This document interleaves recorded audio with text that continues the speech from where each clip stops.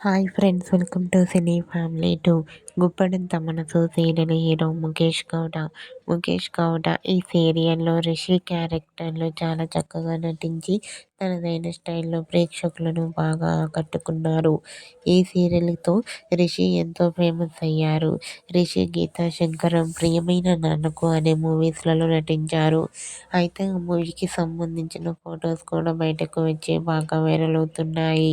రీసెంట్గా Guppedantha Manasu serial hero Mukesh Gowda తను నటించిన మూవీ షూటింగ్ లొకేషన్ లేటెస్ట్ ఫొటోస్ను షేర్ చేశారు.